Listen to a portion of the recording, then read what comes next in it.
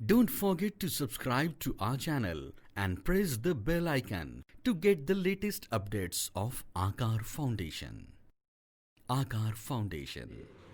की सर प्रीचा अभ्यास करावा की मेनचा अभ्यास करावा, आणि त्याबद्दल बऱ्याच जणांचे वेगवेगळे मतं असतात.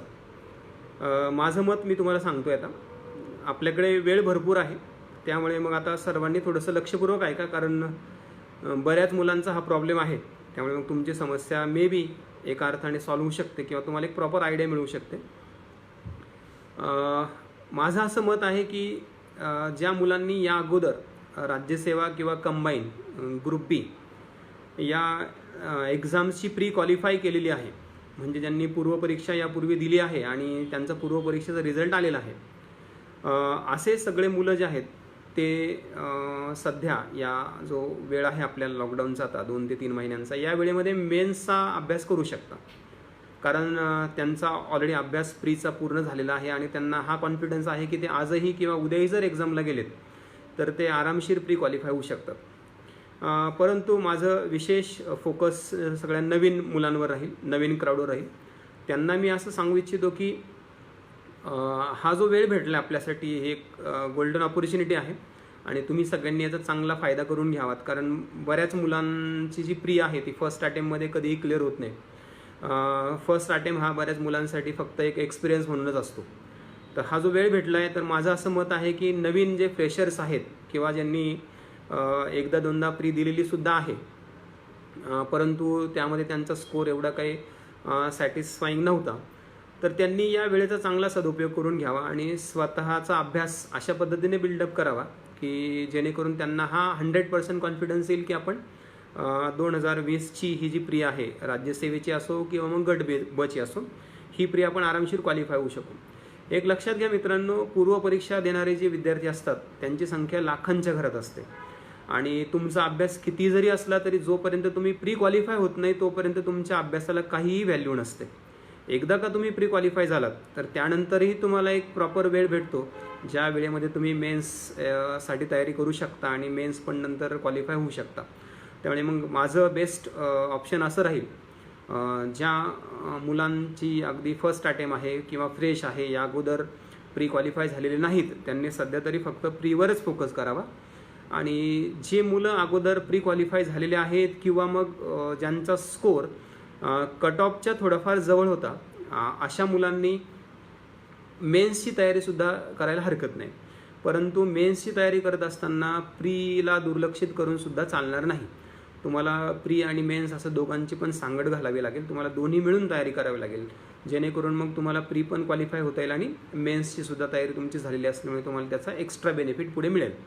सो हे झालं आपल्या या जनरल स्ट्रॅटेजीबद्दल किंवा मुलांच्या क्वेरीजबद्दल. तुम्ही मला इकडे आता ऑनलाईन जे कमेंट्स वगैरे करतायत, तुमच्या ज्या क्वेरीज आहेत त्याबद्दल मी सर्वात शेवटी तुमचे प्रश्नांची उत्तर देईल. आता सध्या मी माझ्या मुख्य मुद्द्यावर होतो. जसं मी बोलत होतो की आपल्याला सांगितलं होतं की मी सायन्स या विषयाचा शिक्षक या नात्याने, मार्गदर्शक या नात्याने आज इथे तुम्हाला मार्गदर्शन करणार आहे. तर त्यामध्ये आपण आता सुरुवात करूयात. आपल्या सगळ्यांना माहिती आहे, प्रथम मी राज्यसेवेबद्दल बोलणार आहे आणि त्यानंतर मग गट ब बद्दल बोलणार आहे. सायन्स हा एक हेक्टिक किंवा एक हेडॅक विषय आहे बऱ्याच मुलांसाठी, स्पेशली अशा मुलांसाठी ज्यांचं सायन्स बॅकग्राऊंड नाही आहे. त्यामुळे बरेचसे मुलं हा विषय टोटली स्किपच करतात, हे याचे प्रश्नच अटेम्प्ट करत नाही. बट मग अशा मुलांचं रिझल्ट येण्याचं प्रमाणसुद्धा खूप कमी असतं. जसं की आपल्याला सगळ्यांना माहिती आहे, राज्यसेवेला जनरल सायन्सवर ऑलमोस्ट 20 ते 25 प्रश्न येतात आणि 20 ते 25 प्रश्न म्हणजे जवळपास 40 ते 50 मार्क्स तुमचे त्यावर डिपेंड आहे. आणि तुम्हाला GS आणि CSAT मिळून चांगला स्कोर जर तुमचा आला 200+ समथिंग, आता मागील 2-3 वर्षांचे कट ऑफ जर तुम्ही बघितले तरच तुम्ही क्वालिफाय होऊ शकतात. आणि मग अशा स्थितीमध्ये तुम्ही राज्यसेवेची जर तयारी करत असाल तर तुम्हाला सायन्स हा विषय स्किप करून बिलकुलही चालणार नाही. राहिला प्रश्न सायन्सच्या प्रश्नांचा वगैरे, आपण त्यावर येऊयात. आता सायन्समध्ये आपल्याला माहिती आहे त्याचे 3 महत्त्वाचे पार्ट्स पडतात. एक केमिस्ट्री आहे, फिजिक्स आहे, बायो आहे आणि थोडंसं टेक्नॉलॉजीवर सुद्धा प्रश्न विचारले जातात. एखाद दुसरा प्रश्न अधूनमधून तंत्रज्ञानावर सुद्धा विचारला जातो. त्यामुळे मग त्यालाही आपल्याला अवॉइड करून किंवा निग्लेक्ट करून चालणार नाही. आपण आता थोडंसं सायन्सच्या या राज्यसेवेच्या दृष्टिकोनातून तयारीसाठी काय करायचं त्याबद्दल थोडंसं डिस्कशन करणार आहोत. मी मागील वर्षीची जी प्रश्नपत्रिका आहे राज्यसेवेची आपली 2019ची, त्या प्रश्नपत्रिकेचं थोडंसं विश्लेषण केलं आहे. त्या विश्लेषणाच्याच अनुषंगाने मी तुमच्यासमोर आज थोडीशी त्यातली एक फॅक्च्युअल जी माहिती आहे ती तुमच्यासमोर मांडणार आहे. प्रश्नांचं विश्लेषण घेणार नाही मी, कारण प्रश्नांचं विश्लेषण बऱ्याच मुलांचं बऱ्याचदा झालेलं आहे, त्यामुळे ते सांगण्यात काही लॉजिक नाही. प्रश्नांचं विश्लेषण मे बी आपण आणखी एखाद्या सेशनमध्ये कंटिन्यू करूयात. बट मी सध्या तुम्हाला थोडंसं अभ्यासाची तुमची आयडिया थोडीशी क्लिअर व्हावी या दृष्टिकोनातून थोडंसं मार्गदर्शन करणार आहे. आणि याचं मी एक थोडंसं चार्ट पण बनवला आहे, तो पण मी नंतर तुम्हाला आपल्या टेलिग्राम चॅनलवर शेअर करणार आहे. आपल्या टेलिग्राम चॅनलवर बरेच विद्यार्थी आहेत जॉईन झालेले. अनिल कोलते MPSC नावाने आपलं टेलिग्राम चॅनल आहे. त्या चॅनलवर मी तो चार्ट जो आहे ॲनालिसिसचा तो पण शेअर करणार आहे. तर जर तुमच्याकडे पेन वगैरे कागद वगैरे जर असेल सध्या, तर तुम्ही लिहून पण घेऊ शकता किंवा मग हा जो व्हिडिओ आहे तो रेकॉर्ड पण करून ठेवू शकता. स्पेशली राज्यसेवेची तयारी करणारी जी मुलं आहेत त्यांच्यासाठी अतिशय महत्त्वाची माहिती मी तुमच्यासाठी सांगतो आहे आता. राज्यसेवा पूर्व 2019ला सामान्य विज्ञानावर 20 प्रश्न आले होते आणि या 20 प्रश्नांमध्ये जसं आपल्याला माहिती आहे केमिस्ट्री, फिजिक्स, बायो, टेक्नॉलॉजी असे 4 पार्ट्स आहेत महत्त्वाचे. तर मी त्याचंच थोडंसं विश्लेषण केलं आहे, तेच तुमच्यासमोर मांडणार आहे की कुठल्या घटकावर किती प्रश्न विचारले गेले होते आणि कुठल्या टॉपिकला वेटेज आहे. आपल्यासाठी ते फक्त एक जस्ट मिरर म्हणून काम करू शकतं. एक आयडिया त्यातून आपल्याला मिळू शकते की नेमका अभ्यास करण्याची आपली डिरेक्शन काय असेल. तर मग 20 प्रश्नांपैकी आपण जर बघितलं, तुमच्याकडे जर क्वेश्चन पेपर असेल तर तुम्ही हे ॲनालिसिस करू शकता. 20 प्रश्नांपैकी आपण भौतिकशास्त्रापासून सुरुवात करूयात, कारण A सेटच्या पेपरच्या आधारे मी ॲनालिसिस केले आणि जो A सेटचा पेपर होता त्यामध्ये पहिलाच प्रश्न म्हणजे सुरुवातच सायन्सपासून होती आणि पहिलाच प्रश्न फिजिक्सचाच होता, भौतिकशास्त्राचाच होता. तर भौतिकशास्त्रामधला जो पहिला प्रश्न होता तो ग्रॅव्हिटेशन या टॉपिकवर विचारला होता, गुरुत्वाकर्षण या टॉपिकवर विचारला होता. तुम्हाला आठवते असेल जर तुम्ही पेपरचं ॲनालिसिस केलं असेल तर अवकाशयानामध्ये वजनरहित अवस्था जी असते, वेटलेसनेस जे आपण म्हणतो स्पेस शटल्समध्ये, त्याबद्दलचा प्रश्न विचारला होता आयोगाने. तर तो प्रश्न येऊन गेला आहे मागील एक्झामला. आता त्याचं मी थोडंसं विश्लेषण असं केलं की आपल्याला हे लक्षात घ्यायचं की तो प्रश्न कुठल्या इयत्तेचा होता आणि आपल्याला इथून पुढे मग हे सगळे टॉपिक, हे सगळे घटक पण लक्षात ठेवायचे जेणेकरून तुम्हाला येणाऱ्या परीक्षेसाठी त्याचा डेफिनेटली फायदा होईल. सो तो गुरुत्वाकर्षणमधला प्रश्न होता आणि जर आपण स्टँडर्ड्सचा विचार केला, इयत्तांचा जर विचार केला तर तो प्रश्न 10वी आणि 11वी अशा 2 पुस्तकांमधून आपण त्याला तयारी करू शकतो किंवा त्या पुस्तकांमधून तो आला आहे असं आपण म्हणू शकतो. त्यानंतर एक दुसरा प्रश्न होता लाईट या टॉपिकवरचा, टोटल इंटरनल रिफ्लेक्शनचा, संपूर्ण आंतरिक परावर्तनाचा एक प्रश्न होता, प्रकाश या टॉपिकचा. त्यामुळे फिजिक्समध्ये ग्रॅव्हिटेशन नंतर दुसरा महत्त्वाचा टॉपिक तुमच्यासाठी आहे तो म्हणजे प्रकाश. लाईट या टॉपिकवर पण तुम्हाला फोकस करायचं आहे. लाईटच्या ज्या काही कन्सेप्ट्स आहेत बेसिक सगळ्या, रिफ्लेक्शन असेल म्हणजे परावर्तन, त्यानंतर रिफ्रॅक्शन असेल अपवर्तन, त्यानंतर डिस्पर्शन असेल म्हणजे अपस्करण, आणि त्यानंतर स्कॅटरिंग असेल विकिरण, आणि सगळ्यात महत्त्वाचे ज्या मुद्द्यावर प्रश्न विचारला होता तो म्हणजे टोटल इंटरनल रिफ्लेक्शन, संपूर्ण आंतरिक परावर्तन. तर तो सुद्धा घटक तुम्हाला चांगल्या प्रकारे तयार करून ठेवायचा आहे. यावर प्रश्न येईल न येईल हा पुढचा मुद्दा आहे, बट आपण त्याची तयारी केलेली बरी, कारण आपण एक्झामला काय येईल हे अगोदर प्रेडिक्ट करू शकत नाही आणि प्रेडिक्शन्स कधीही करेक्ट असतीलच किंवा मग त्यातून आपल्याला प्रॉपर काय आउटपुट मिळेल हे आपण सांगू शकत नाही. त्यामुळे तो एक टॉपिक आपल्याला चांगल्या प्रकारे करून ठेवायचा. त्यानंतर तिसरा प्रश्न जो आपल्याला विचारला होता तो रेडिओ ॲक्टिव्हिटीचा म्हणजे किरणोत्साराचा प्रश्न विचारला होता. ते प्रश्नही मी तुम्हाला यानंतर सांगणार आहे, बट मी थोडंसं तुम्हाला टॉपिक अगोदर सांगतोय. प्रश्नांवर पण थोडंसं आपण चर्चा करूयात हे संपल्यानंतर. तो रेडिओ ॲक्टिव्हिटी एक टॉपिक होता. रेडिओ ॲक्टिव्हिटी टॉपिकवर एक प्रश्न विचारला. तुम्हाला आठवत असेल, तुम्ही जर पेपर ॲनालिसिस केला असेल तर अल्फा, बीटा आणि गॅमा यांचं पेनेट्रेशन जे आहे ते पेनेट्रेशनच्या पॉवरबद्दल काही स्टेटमेंट्स केले ते आयोगाने, त्यातले आपल्याला ट्रू स्टेटमेंट्स ओळखायचे होते. तो एक प्रश्न होता. आणि मागील जरी प्रश्नपत्रिका तुम्ही बघितल्या तरी त्याही तुम्हाला त्यात बघायला मिळेल की किरणोत्सारावर म्हणजे रेडिओ ॲक्टिव्हिटीवर किंवा हे रेज जे आहेत अल्फा, बीटा, गॅमा असेल, कॅथोड असेल, एक्सरेज असेल, अॅनोड असतील, यांच्यावर आयोग फ्रिक्वेंटली प्रश्न विचारत राहतो.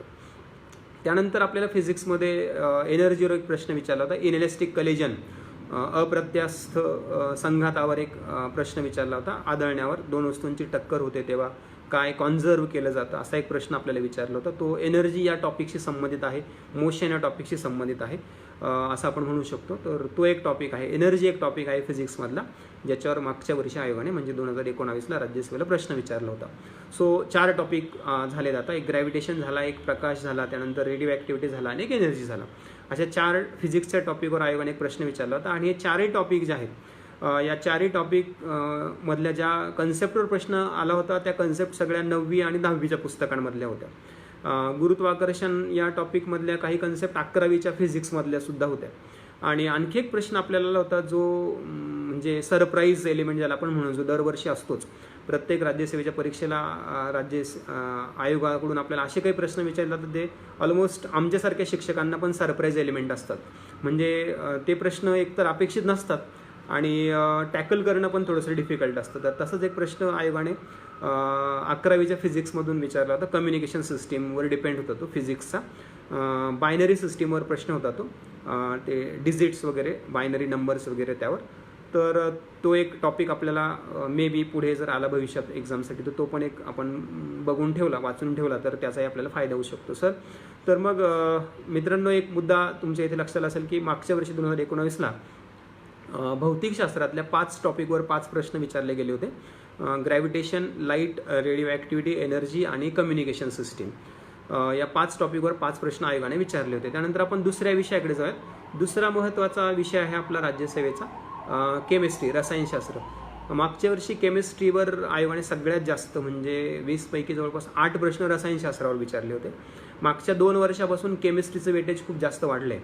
रसायनशास्त्रावर आयोग जास्त फोकस करते आणि स्पेशली रसायनशास्त्रातले मॅक्सिमम प्रश्न जे आहेत ते 11वी आणि 12वी वर डिपेंड जास्त होते. त्यामुळे मग बरेच मुलं जेव्हा विचारतात अभ्यासाची स्ट्रॅटेजी वगैरे, तर मी सुद्धा बऱ्याच मुलांना सांगत असतो, गाईड करत असतो की तुम्ही जास्तीत जास्त 11वी आणि 12वीवर फोकस करा. कारण राज्यसेवेला आजकाल बरेचसे 11वी आणि 12वीचेच प्रश्न जास्त विचारले जात आहेत. तर आपण रसायनशास्त्राचं पण थोडंसं विश्लेषण बघूयात. मी तुम्हाला नंतर याच मोबाईलचा बॅक कॅमेरा ऑन करून हे सगळं जे विश्लेषण मी केलं ते सुद्धा दाखवणार आहे. त्याचा तुम्ही स्क्रीनशॉट वगैरे काढून घेऊ शकता. रसायनशास्त्रामध्ये ॲटॉमिक स्ट्रक्चरवर, अणुसंरचनेवर एक प्रश्न विचारला होता. तुम्हाला आठवत असेल जर तुम्ही पेपरचं ॲनालिसिस केलं असेल तर. अणुसंरचनेमध्ये तुम्हाला आठवत असेल की बोहर्सचे जे ऑर्बिट्स आहेत, बोहर्सने जे ऑर्बिटलची कन्सेप्ट मांडली आहे 9वीला, 11वीला, 12वीला पण आहे. त्या ऑर्बिटलच्या एनर्जीवर प्रश्न होता की त्यांची एनर्जी लेवल्स काय असेल. सेकंड ऑर्बिटची दिली होती आपल्याला -3.14 इलेक्ट्रॉन वोल्ट. तर थर्ड ऑर्बिटची काय असेल असा प्रश्न आपल्याला विचारला होता. तर ते त्या बोहर्सच्या फॉर्म्युल्यानुसार कॅल्क्युलेट केल्यानंतर त्याचा आन्सर -1.51 इलेक्ट्रॉन वोल्ट असं त्याचं उत्तर येतं. तर तो एक प्रश्न ॲटॉमिक थिअरीवर आला होता. ॲटॉमिक थिअरीवर नेहमी प्रश्न येत राहतात. तुम्ही पॅसेज जरी बघितलं तरी पॅसेजसुद्धा होता राज्यसेवेला मागच्या वर्षीचा ॲटॉमिक थिअरीवर, अणुसंरचनेवर. थिअरीज विचारला डाल्टन, रुदरफोर्ड, थॉम्सन वगैरे यांच्या थिअरीजवर. त्यानंतर दुसरा एक प्रश्न आपल्याला विचारला होता मेटलर्जीवर. मेटलचं जे एक्स्ट्रॅक्शन करतात त्या मेटल एक्स्ट्रॅक्शनचे जे वेगवेगळे टेक्निक्स किंवा त्याच्या ज्या वेगवेगळ्या स्टेप्स आहेत, त्या स्टेप्समध्ये वेगवेगळ्या मेटल्ससाठी किंवा त्यांच्या ओर्स किंवा मिनरल्समधून मेटल एक्स्ट्रॅक्ट करण्यासाठी ज्या केमिकल प्रोसेसेस करतात किंवा मग ज्या टाईपचे ओर्स असतात त्या ओर्सच्या अनुषंगाने आयोगाने एक प्रश्न विचारला होता की कोणत्या ओर्समधून काय काय रिलीज होईल वगैरे, कार्बन डायऑक्साईड कुठून रिलीज होईल, वॉटर कुठून रिलीज होईल, असे काही स्टेटमेंट्स आयोगाने केले होते. तो मेटलर्जी नावाचा टॉपिक होता केमिस्ट्रीचा, जो की मेटल्स आणि नॉन मेटल्स यांच्याशी संबंधित आहे, स्पेशली मेटल्सशी संबंधित आहे. सो मेटल्स पण एक केमिस्ट्रीमधला अतिशय महत्त्वाचा इम्पॉर्टंट टॉपिक आहे. सो कुठल्या एक्झाम्सची तयारी करत असताना तुम्ही मेटल्स हा टॉपिक कधीही स्किप करू नका. मेटल्स, नॉन मेटल्सची सुद्धा चांगली तयारी करा आणि स्पेशली परीक्षांना कुठल्या टाईपचे प्रश्न येतात यावर जास्त फोकस करा. त्यानंतर तिसरा एक प्रश्न आयोगाने विचारला होता ॲसिड आणि बेस या टॉपिकवर, आम्लारी. ॲसिड आणि बेसचा जो प्रश्न आयोगाने विचारला होता तो 11वीच्या केमिस्ट्रीमधला होता. आयोगाने लुईस ॲसिडची जी कन्सेप्ट आहे त्यावर प्रश्न विचारला होता. कुठलं लुईस ॲसिड नाही आहे असा प्रश्न आयोगाने 2019च्या राज्यसेवेला विचारला होता. सो आपल्याला ॲसिड आणि बेस हा पण एक कॉमन आणि इम्पॉर्टंट टॉपिक आहे केमिस्ट्रीचा जर विचार केला तर. सो तोही स्किप करता कामा नये. ॲसिड आणि बेसच्या पण सगळ्या कन्सेप्ट तुम्हाला बाय हार्ट लर्न पाहिजे. सगळ्या कन्सेप्ट तुमच्या डोक्यात फिट पाहिजे, जेणेकरून परीक्षेत कुठल्याही प्रकारचा प्रश्न आला तर तुम्हाला टॅकल करता आला पाहिजे, तुम्हाला उत्तरापर्यंत पोहोचता आलं पाहिजे. त्यानंतर आणखी एक प्रश्न आयोगाने विचारला होता तो म्हणजे केमिकल बॉन्डिंगचा. तो केमिकल बॉन्डिंगचा प्रश्नसुद्धा 11वी केमिस्ट्रीचाच होता.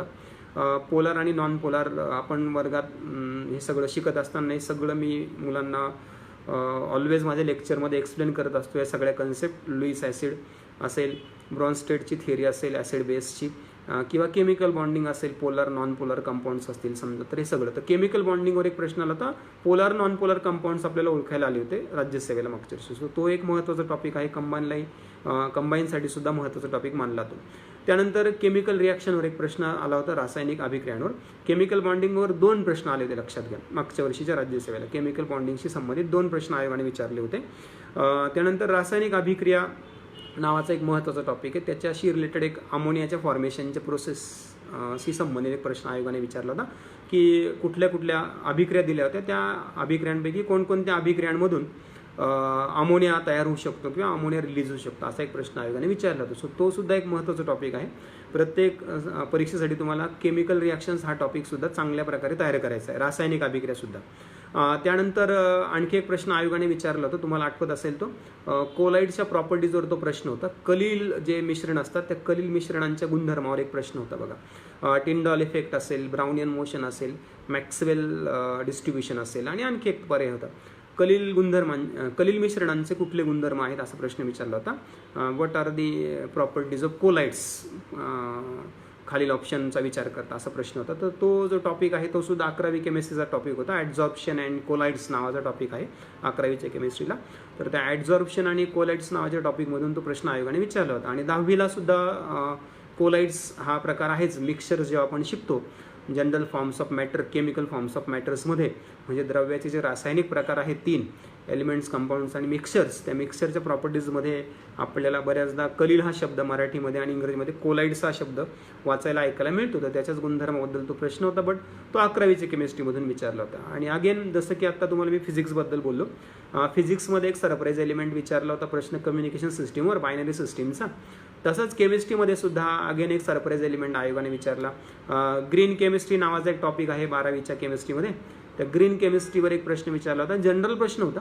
मीन्स तुम्ही तो टॉपिक वाचलेलाच असायला पाहिजे होता असं काही कंपल्सरी नव्हतं. तुम्ही तो प्रश्न, त्याचे पर्याय वाचून सुद्धा त्याचं उत्तर काय ते ठरवू शकत होतं. अगदी बेसिक नॉलेजवर तो प्रश्न होता, ग्रीन केमिस्ट्रीवर डिपेंड, हरित रसायनशास्त्राशी संबंधित प्रश्न होता. सो तो इझी होता. So not to worry about that, त्याबद्दल काही एवढं विचार किंवा टेन्शन घेण्याची गरज नव्हती आपल्याला.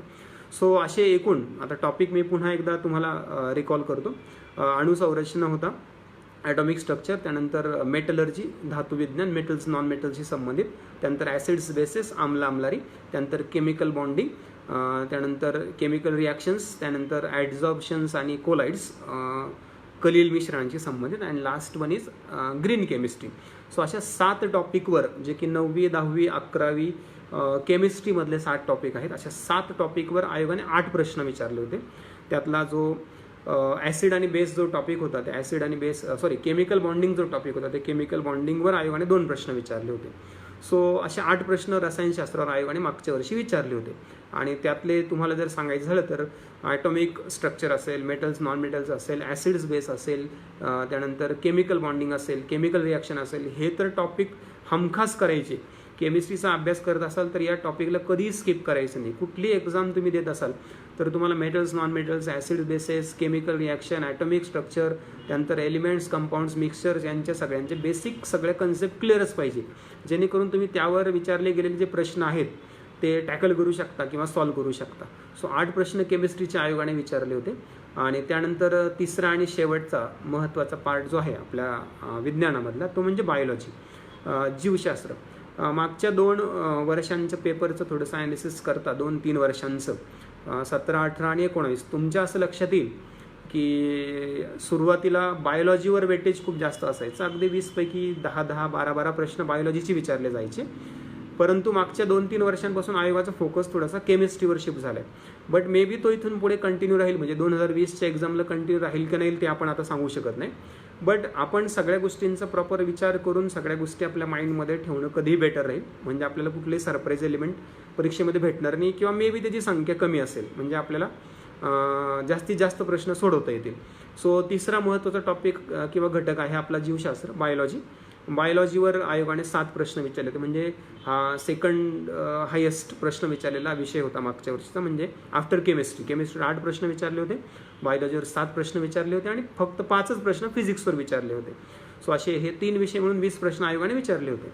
सो जीवशास्त्रामध्ये पहिला प्रश्न जो होता तो गुणसूत्रांवर विचारला होता आयोगाने.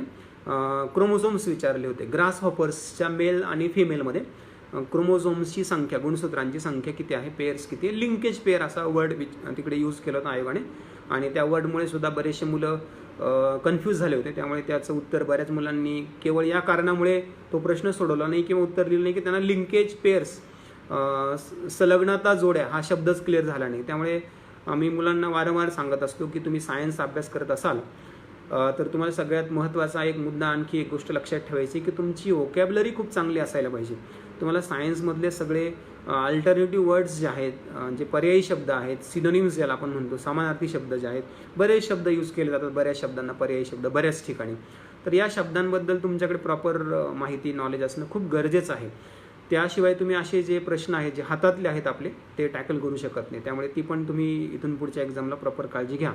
सो गुणसूत्रांवर एक प्रश्न विचारला होता जो की पेशी या टॉपिकशी किंवा मग आपण ज्याला हेरिडिटरी म्हणतो, अनुवंशिकता जो टॉपिक आहे 10वीला आहे 11वीला आहे त्या टॉपिकमध्ये त्या सगळ्या कन्सेप्ट डिस्कस केलेल्या आहेत. ग्रास हॉपरची तर पूर्ण ॲनाटॉमी डिस्कस केलेली आहे. त्यामुळे तो टॉपिक तुम्हाला 10वी 11वीला बायोलॉजीमध्ये सापडेल. त्यानंतर दुसरा एक प्रश्न विचारला होता आयोगाने बायोलॉजीवरचाच, फोटोसिंथेसिस संबंधित, प्रकाश संश्लेषण ज्याला आपण म्हणतो. ऑटोट्रॉपिक जे प्लांट्स असतात, प्रकाश संश्लेषण करणाऱ्या ज्या वनस्पती असतात त्यांच्याशी संबंधित एक प्रश्न आयोगाने विचारला होता. फोटोसिंथेसिसच्या ज्या स्टेप्स आहेत, प्रकाश संश्लेषणाच्या ज्या पायऱ्या आहेत, कॉमनली जर आपला अभ्यास प्रॉपर झाला असेल तर आपल्याला कदाचित त्या आता रिकॉल होतील मी सांगितल्यानंतर. C3 पाथवे एक असतो, C4 एक असतो आणि एक कॅम पाथवे असतो, क्रासोलॅशियन ॲसिड मेटाबॉलिझम पाथवे असं त्याला आपण म्हणतो. ॲक्च्युली CO2चं फिक्सेशन करून कार्बोहायड्रेट्स तयार करण्याची जी प्रोसेस आहे, कार्बन डायऑक्साईडपासून कर्बोदके तयार करण्याची जी प्रक्रिया आहे वनस्पतींमध्ये, ती सगळ्या वनस्पतींमध्ये सारखी नसते. हे बऱ्याच कालावधीनंतर किंवा बऱ्याच संशोधनानंतर शास्त्रज्ञांच्या लक्षात आले. जनरली अगोदर पारंपरिक रित्या सुरुवातीच्या काळामध्ये फक्त एकच पद्धत माहिती होती की CO2चं फिक्सेशन एकाच प्रकारे होतं, ज्याला C3 पाथवे असं म्हटलं जात होतं. पण त्यानंतर C4 पाथवे पण डिस्कवर करण्यात आला आणि आयोगाने त्या C4 पाथवेवरच त्यालाच HSK पाथवे पण म्हटलं जातं. हॅच अँड स्लॅक शास्त्रज्ञांच्या नावावरून त्याला नाव दिलं आहे पाथवे, असं सुद्धा एक प्रश्न आयोगाने विचारला होता. तर त्या दोघांमधला डिफरन्स C3 आणि C4 शब्दांचा जर आपण अर्थ लक्षात घेतला, तुम्ही जर ते वाचलं असेल, तुम्हाला ते झालं असेल समजा अभ्यासात कुठे, तर C3 मीन्स 3 कार्बन असलेलं कंपाऊंड, ऑर्गॅनिक कंपाऊंड, आणि C4 म्हणजे 4 कार्बन ॲटम असलेलं कार्बनचं कंपाऊंड. सो बऱ्याचशा प्लांट्समध्ये मीन्स आपण ॲव्हरेजली असं म्हणू शकतो 80% प्लांट जे आहेत, 80% ज्या वनस्पती आहेत पृथ्वीवरच्या, त्यांच्यामध्ये C3 पाथवे बघायला मिळतो. म्हणजे त्या C3 टाईपने फोटोसिंथेसिस करतात. म्हणजे CO2चं फिक्सेशन ते 3 कार्बन असलेल्या कंपाऊंड्समध्ये करतात आणि त्यापासून कार्बोहायड्रेट तयार करतात, ज्याला आपण त्या कंपाऊंडला, 3 कार्बन असलेल्या कंपाऊंडला फॉस्फोग्लिसरिक ॲसिड असं म्हणतो, PGA असं त्याचा शॉर्ट फॉर्म आहे. बट हॅच आणि स्लॅक असे 2 शास्त्रज्ञ होते. त्यांच्या संशोधनातून असं सिद्ध झालं की काही प्लांट्स असे आहेत मोस्टली जे ट्रॉपिक रिजनमध्ये, थोडेसे वॉर्म एरियामध्ये, थोडंसं उबदार भागामध्ये जे सापडतात, अशा ट्रॉपिक प्लांट्समध्ये सहसा C3 पाथवे बघायला मिळते. त्यांच्याकडे C4 म्हणजे 4 कार्बन असलेलं कंपाऊंड त्यांच्याकडे तयार होतो. That is called oxalo acetic acid, ज्याला OAA असं आपण म्हणतो. So this is the simple difference between C3 and C4 plants. C3 प्लांट्समध्ये कार्बोहायड्रेट तयार होण्याच्या अगोदर फॉस्फोग्लिसरिक ॲसिड नावाचं 3 कार्बन असलेलं संयुक्त तयार होतं. तर C4 प्लांटमध्ये ऑक्झॅलो ॲसिटिक ॲसिड नावाचं 4 कार्बन असलेलं कंपाऊंड तयार होतं. हे संशोधन हॅच आणि स्लॅक या शास्त्रज्ञांनी पहिल्यांदा केलं शुगर केन प्लांटवर, म्हणजे ऊसाच्या झाडावर. आणि तोच प्रश्न आयोगाने विचारला होता की त्याचा पर्याय काय आहे, कुठला प्लांट आहे तो जो HSK पाथवे फॉलो करतो खालील एक्झाम्पल्सपैकी, खालील ऑप्शनपैकी. तर त्याचं करेक्ट उत्तर होतं शुगर केन, म्हणजे ऊस. ऊसाच्या झाडामध्ये, मक्याच्या झाडामध्ये आपलं C4 पाथवे बघायला मिळतो. आणि बाकीचे आपले जे रुटीन आहेत क्रॉप्स, व्हीट असेल, ज्वार असेल, राईस असेल, कॉटन असेल, यांच्यामध्ये C3 पाथवे बघायला मिळतो, जे की कोल्ड रिजन्समध्ये, थंड प्रदेशामध्ये सहसा ह्या वनस्पती किंवा हे पिकं आपण घेत असतो. सो तो एक प्रश्न आयोगाने विचारला होता याच्या प्रकाश संश्लेषणाबद्दल, जो की तुम्हाला 11वीच्या केमिस्ट्रीमध्ये डिटेलमध्ये बघायला मिळेल. 11वीच्या बायोलॉजीमध्ये. त्यानंतर तिसरा एक बायोलॉजीचा प्रश्न विचारला होता न्यूट्रिशन या टॉपिकवर, पोषण या टॉपिकवर प्रश्न आयोगाने विचारला होता. तो प्रश्न जो आयोगाने विचारला होता पोषणाशी संबंधित, तो पण जनरल प्रश्न होता, एनर्जीशी संबंधित होता, ऊर्जेशी संबंधित कुठल्या, म्हणजे जनरल सामान्य ज्ञान ज्याला आपण म्हणतो. म्हणजे त्यासाठी काही विशेष अभ्यासच असायला पाहिजे असं काही आवश्यकता नव्हती, अशी काही गरज नव्हती. जनरल तुमचं जे आहे थोडंसं बेसिक तुम्हाला गोष्टी माहिती आहे, तर त्यातून तुम्ही त्या प्रश्नाचं उत्तर लिहू शकत होता की कुठून आपल्याला प्रॉपर म्हणजे कुठल्या प्रकारचा आहार ऊर्जा देणार, जास्त ऊर्जा देणारा किंवा कमी ऊर्जा देणारा, किंवा जीवनसत्वे आणि क्षार योग्य प्रमाणात देणारा असा आहार आपल्यासाठी योग्य असतो. तर त्याचा पर्याय तो होता की ज्यातून आपल्याला कमी ऊर्जा मिळेल आणि जीवनसत्व आणि क्षार योग्य प्रमाणात मिळतील, असा आहार आपल्यासाठी चांगला असतो, उपयुक्त असतो. त्यानंतर एक प्रश्न विचारला होता बायोलॉजीवर आपला, एक्सक्रिडी सिस्टीमवर, उत्सर्जन संस्थेवर. ॲनिमलची जे एक्सक्रिडी सिस्टीम असते, स्पेशली ह्युमन्सची म्हणजे आपली, तर त्या एक्सक्रिटरी सिस्टीमवर, उत्सर्जन संस्थेवर मागच्या 3 वर्षांपासून प्रश्न येतो. मी वारंवार मुलांना वर्गात शिकवताना सुद्धा सांगत असतो, उत्सर्जन संस्थेवर आयोग कंपल्सरी प्रश्न विचारते मागच्या 3 वर्षापासून. आणि त्यातला एक प्रश्न आता जो 2019ला राज्यसेवेला विचारला होता आयोगाने, तो प्रश्न तर कंबाईनला आणि राज्यसेवेला रिपीट झाला आहे. म्हणजे तो कंबाईनला पण विचारला होता, राज्यसेवेला पण विचारला. अतिशय सिंपल प्रश्न होता, फॅक्च्युअल प्रश्न आपण ज्याला म्हणूयात. जनरल आपलं वाचन जर असेल, आपलं जनरल आयडिया असेल तर आपण त्याचं उत्तर लिहू शकतो. किडनीमध्ये नेफ्रॉन नावाचा जो पार्ट असतो, जे की बेसिक फिल्ट्रेशन युनिट आहे किडनीचं. आपल्या एका किडनीमध्ये near about 1 million means 10 lakh nephron असतात, ज्या कॉन्स्टंटली आपलं ब्लड फिल्टर करत असतात आणि त्यातून मग युरिन जे आहे ते सेपरेट होतं आणि त्याला आपण युरेथ्रा थ्रू एक्सक्रीट करतो. तर त्या किडनीमध्ये नेफ्रॉनमध्ये जे फिल्ट्रेशन होतं आपलं ब्लडचं, युरिन फॉर्मेशन जे होतं, ते युरिन फॉर्मेशनच्या प्रोसेस जी आहे त्याच्या स्टेप्स आयोगाने विचारल्या होत्या. त्या स्टेपचा सिक्वेन्स, करेक्ट सिक्वेन्स, योग्य क्रम काय आहे असा प्रश्न आयोगाने विचारला होता. तर त्याचा सिक्वेन्सचं ऑप्शन जे होतं तिकडे, पहिली स्टेप जी आहे त्या सिक्वेन्समध्ये ती म्हणजे अल्ट्रा फिल्ट्रेशन आहे. अगोदर ब्लड फिल्टर केलं जातं बाउमन्स कॅप्सूलमध्ये. त्यानंतर दुसरी जी स्टेप आहे ती सिलेक्टिव्ह रिॲब्झॉर्प्शन आहे, ते लूप ऑफ हेनलेच्या डिसेंडिंग लूपमध्ये होतं एका साईडला. आणि त्यानंतर तिसरी जी स्टेप आहे जिला आपण ट्युबलर सिक्रेशन असं म्हणतो, मराठीत पण नाव मी त्याचे सांगणार आहे. तर त्या तिकडे ट्युबलर सिक्रेशन नंतर ते युरिन त्या नेफ्रॉनमधून बाहेर जातं आणि मग ते किडनीतून बाहेर पडून युरेटर, ब्लॅडर आणि युरेथ्रा असं ते आपल्या शरीराच्या बाहेर टाकलं जातं. तर तो सिक्वेन्स होता. 3 स्टेप्स आहेत. अल्ट्रा फिल्ट्रेशन म्हणजे गाळण म्हणतो आपण त्याला मराठीमध्ये. त्यानंतर सिलेक्टिव्ह रिॲब्झॉर्प्शन म्हणजे त्याला आपण पुन्हा अवशोषण म्हणतो. आणि ट्युबलर सिक्रेशन म्हणजे त्याला आपण स्रवण असं म्हणतो. अशा 3 पायऱ्या आहेत उत्सर्जनाच्या. तर त्यावर एक प्रश्न आयोगाने विचारला होता. त्यानंतर आयोगाने मागच्या वर्षी 2019ला रक्तगटाशी संबंधित 2 प्रश्न विचारले. ब्लड ग्रुपसुद्धा एक खूप महत्त्वाचा घटक आहे बायोलॉजीमधला, ज्यावर कॉन्स्टंटली प्रश्न येत असतात. त्यामुळे त्यावर सुद्धा तुम्ही चांगलं फोकस करणं किंवा त्याची पण तयारी चांगली करणं अपेक्षित आहे. रक्तगटावर एक पहिला प्रश्न विचारला होता, RH पॉझिटिव्ह आणि RH निगेटिव्ह. मीन्स प्रश्न विचारला होता की खालीलपैकी RH गट असलेल्या व्यक्तींच्या बाबतीत तो प्रश्न होता की कुणाचा विवाह योग्य नसेल किंवा प्रॉब्लेमॅटिक असेल with respect to that blood groups, त्या रक्तगटाशी संबंधित कुणाचा विवाह योग्य नसेल असा एक प्रश्न विचारला गेला होता. तर त्याचं ऑप्शन होतं RH पॉझिटिव्ह मेल आणि RH निगेटिव्ह फिमेल, हे त्याचं योग्य उत्तर होतं. तर ब्लड ग्रुपचा आपला जर योग्य अभ्यास असेल, आपल्याला RH घटक काय आहे आणि RH पॉझिटिव्ह आणि निगेटिव्ह याचा काय परिणाम होऊ शकतो, अँटीबॉडीज वगैरे या सगळ्या कन्सेप्ट असेल तर आपण त्या प्रश्नाला टॅकल करू शकतो. तर आपण पुढचं जे आपलं सेशन असेल तर तेव्हा आपण हे सगळे एक एक घटक प्रॉपर याचं ॲनालिसिस घेणारच आहोत, म्हणजे थोडक्यात त्यावर चर्चा करणारच आहोत. सो RH पॉझिटिव्ह आणि RH निगेटिव्ह असे जर ब्लड ग्रुप असतील, पहिल्यांदा RH घटकाबद्दल 1-2 मिनटं बोलतो मी, कारण बऱ्याच मुलांना असा प्रश्न पडेल, मग ते प्रश्नाचं स्पष्टीकरण काही त्यांच्या डोक्यात येणार नाही. तर RH म्हणजे डी अँटीजन ज्याला आपण म्हणतो, आपल्या ब्लडमध्ये, आपल्या रक्तामध्ये अँटीजन आणि अँटीबॉडीज असे 2 महत्त्वाचे घटक असतात. अँटीजन जे आहेत ते आपली इम्युनिटी वाढवण्याचं काम करतात आणि अँटीबॉडीज जे आहेत ते आपल्या शरीरात येणारे जे फॉरेन पार्टिकल्स किंवा डिसीज कॉझिंग एजंट जे आहेत त्यांच्या विरुद्ध लढण्याचं काम करतात. सो अँटीजन्स आणि अँटीबॉडीज कॉमन आहेत ऑलमोस्ट सगळ्यांकडे. बट एक जो अँटीजन आहे स्पेशली ज्याला आपण डी अँटीजन म्हणतो, तो अदर ॲनिमल्सचा विचार करता रिसस नावाच्या मंकीजमध्ये कॉमनली पाहायला मिळतो आणि त्याचं संशोधन त्या मंकीजच्या ब्लडवरूनच झालं आहे. त्यामुळे मग त्या रिसस नावाच्या मंकीजवरून, ज्याला आपण चिंपांजी माकड पण म्हणतो, त्याच्या रिसस नावावरून RH हा शब्द त्याला त्या डी अँटीजनला देण्यात आला आणि तिथून पुढे त्याचं नाव RH फॅक्टर असं झालं, ज्याचं संशोधन कार्ल अँडरसन नावाच्या शास्त्रज्ञानेच केलं. आपण आत्ताच जो ब्लड डोनेशन डे आहे, आत्ताच रिसेंटली त्याचं सेलिब्रेशन केलं आहे, तो त्याच्याच संशोधनावरून, त्याच्या वाढदिवसावरून ठेवण्यात आलेला आहे. त्याचा बर्थ डेट आहे तो कार्ल लँडस्टेनरचा, not Anderson, Karl Landsteiner, blood ग्रुपचा जनक. सो RH फॅक्टरवर प्रश्न जो विचारला होता, RH पॉझिटिव्ह आणि RH निगेटिव्ह. RH पॉझिटिव्ह आणि RH निगेटिव्ह मेल फिमेलमध्ये त्यांच्या वैवाहिक जीवनामध्ये मोस्टली प्रेग्नन्सीमध्ये प्रॉब्लेम इश्यू असा येऊ शकतो. Not for first pregnancy but for second pregnancy.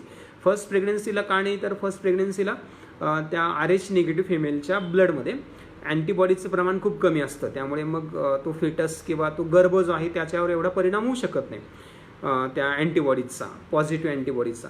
But second प्रेग्नन्सीच्या वेळेस मात्र त्याच्यावर RH घटकाचा परिणाम होऊन त्याची डेथ पण होऊ शकते, त्याला RH डिसीज पण होऊ शकतो, ब्लडचा डिसीज. त्यामुळे मग तो जो विवाह आहे किंवा ते जे मॅरेज आहे ते प्रॉब्लेमॅटिक असू शकतं. त्यामुळे आपण बघतो बऱ्याच ठिकाणी मॅरेजेस वगैरे हे सगळे करताना, ठरवताना, अरेंजमेंट करताना बऱ्याचदा ब्लड ग्रुपसुद्धा विचारलं जातं. आजकाल तर ते असं कस्टमर झालं आहे की ब्लड ग्रुप सांगण्याची किंवा विचारण्याची पद्धत. त्यानंतर ब्लड ग्रुपवर आणखी एक प्रश्न होता बघा मित्रांनो, मॅच द कॉलम, जोड्या लावाचा एक प्रश्न होता ब्लड ग्रुप्सवर. ए कॉलममध्ये तुम्हाला ब्लडमधले घटक दिले होते, मोस्टली पिगमेंट्स, ज्यांच्यामुळे ब्लडला वेगवेगळ्या प्रकारचे रंग आपण बघतो. आपल्याला जनरली रेड कलरचं आपलं ब्लड एवढंच माहिती आहे फक्त, बट त्या व्यतिरिक्त आपल्याला हेही माहिती पाहिजे की काही ॲनिमलचं ब्लडचं कलर ग्रीन आहे, काही ॲनिमलचं ब्लडचा कलर ब्ल्यू आहे, आणि काही ॲनिमलचा ब्लडचा कलर जो आहे तो थोडासा ग्रेइश किंवा मग पर्पल टाईपसुद्धा आहे. सो वेगवेगळे ॲनिमल्सचे ब्लडचे कलर वेगवेगळे असतात. सो त्या ॲनिमलच्या ब्लडच्या कलर्सवर सुद्धा प्रश्न विचारला गेला होता. मॅच द कॉलममध्ये क्लोरोक्रोरिन नावाचा एक घटक असतो, त्यानंतर हिमोग्लोबिन नावाचा एक घटक असतो रेड कलरचा, त्यानंतर हेमेरिथ्रिन नावाचा एक घटक असतो, आणि हिमोसायनिन नावाचा एक घटक असतो. सो असे वेगवेगळे घटक जे आहेत ते वेगवेगळ्या ॲनिमल्समध्ये त्या ब्लडच्या कलरसाठी रिस्पॉन्सिबल असतात. जसं की हिमोग्लोबिन रेड कलरचा आहे, जो आपल्यासाठी मोस्टली जेवढे व्हर्टिब्रेट्स आहेत, पृष्ठवंशी प्राण्यांसाठी हिमोग्लोबिनमुळे त्यांच्या ब्लडला रेड कलर असतो, हिमोग्लोबिन प्लस आयर्न. त्यानंतर ॲनिलिड्स जे आहेत, ज्यांना आपण संधिपाद प्राणी म्हणतो मोस्टली, त्यांच्यात काही, आणि मोलुस्का जे आहेत ते तर ऑलमोस्ट सगळे, त्यांच्या ब्लडचा कलर ब्ल्यू असतो, जो की हिमोसायनिनमुळे असतो. हिमोसायनिन हा ब्ल्यू कलरचा पिगमेंट आहे आणि हिमोग्लोबिन हा रेड कलरचा पिगमेंट आहे. सो त्यावर एक प्रश्न, ब्लडच्या पिगमेंटवर एक प्रश्न विचारला होता आयोगाने. त्यानंतर पुढचा महत्त्वाचा एक प्रश्न आयोगाने बायोलॉजीवर विचारला होता, तो म्हणजे आपली जी मस्क्युलर सिस्टीम आहे, स्नायू संस्था जो आहे, जी आहे आपली, त्या स्नायू संस्थेवर एक प्रश्न विचारला होता, जो की 11वी 12वीच्या किंवा आणखी त्या पुढच्या स्टँडर्डचा जर विचार केला आपण, तर तिकडे तो प्रश्न आपल्याला कॉमनली बघायला मिळतो. स्लायडिंग फिलामेंट थिअरी जी आहे मसल्सची, जी हक्सले आणि निडरजर्के या दोन शास्त्रज्ञांनी पहिल्यांदा मांडली होती. त्यांनी त्यांच्या थिअरीतून असं मांडलं होतं की आपल्या मसल्समध्ये जे ॲक्टिन आणि मायोसिन नावाचे जे फायबर्स असतात, तंतू जे असतात, त्या दोन तंतूंच्या कॉन्ट्रॅक्शनमुळे आपल्या मसल्सची मुवमेंट घडून येते, आणि त्या दोन तंतूंचं कॉन्ट्रॅक्शन जे आहे ते एकमेकांवर, जस्ट लाईक आपली जी विंडो असते, स्लायडिंग विंडो, तसे ते तंतू एकमेकांवर स्लाईड होतात, त्यामुळे आपले मसल्स ताणले जातात आणि त्यामुळे आपले मसल्स वर्क करू शकतात. त्याला स्लायडिंग फिलामेंट थिअरी म्हणतात. ती हक्सल आणि निडरजर्के यांनी मांडली, ज्याच्यामुळे आपले मसल्स, आपले स्नायू कार्य करू शकतात. सो त्या स्लायडिंग फिलामेंट थिअरीबद्दल तो प्रश्न होता. 2 स्टेटमेंट होते, बोथ स्टेटमेंट्स करेक्ट होते, दोन्ही पण स्टेटमेंट्स. तो एक प्रश्न विचारला होता. सो मस्क्युलर सिस्टीम पण एक महत्त्वाचा टॉपिक मानला जातो. सो जीवशास्त्रामध्ये एकूण 7 प्रश्न विचारले होते बघा मित्रांनो.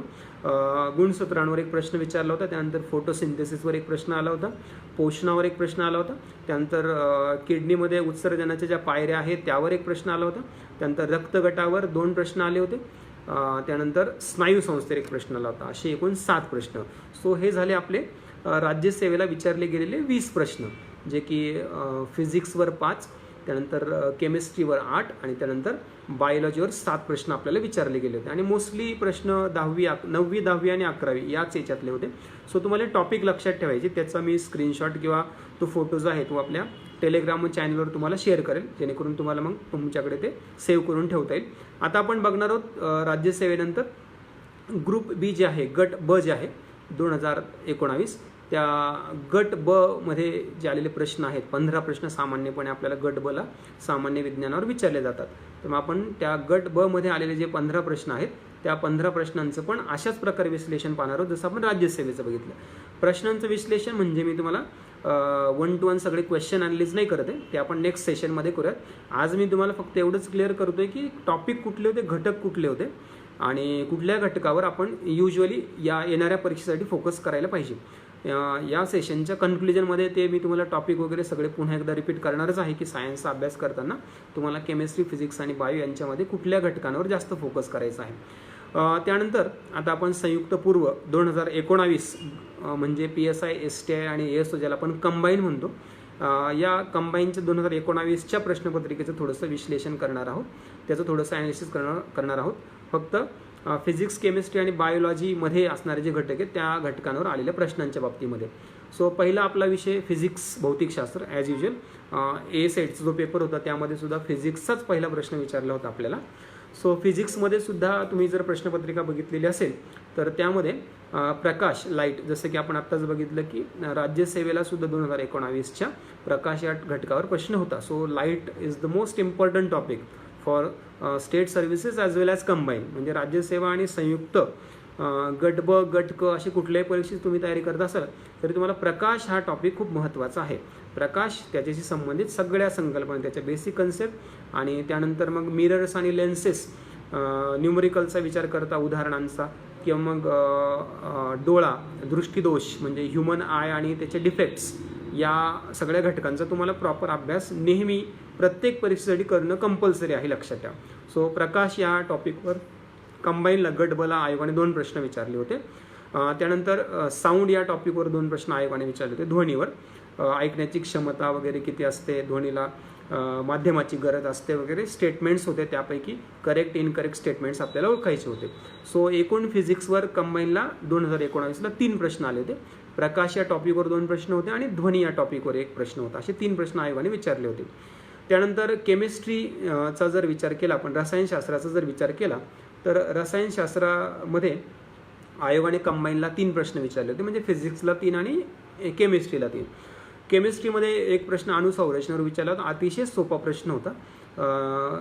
अणुसंरचनेमध्ये प्रत्येक अणूच्या ज्या कक्षा असतात, KL, MN, बोहरचा जो सिद्धांत आहे, त्या बोहरच्या सिद्धांतानुसार ज्या अणुभोवती असणाऱ्या ज्या कक्षा आहेत केंद्रकाभोवती, त्या कक्षेमध्ये जे इलेक्ट्रॉन फिरत असतात वेगवेगळ्या कक्षामध्ये, त्यातल्या 3ऱ्या कक्षेमध्ये जास्तीत जास्त किती इलेक्ट्रॉन फिरू शकतात असा प्रश्न आयोगाने विचारला होता.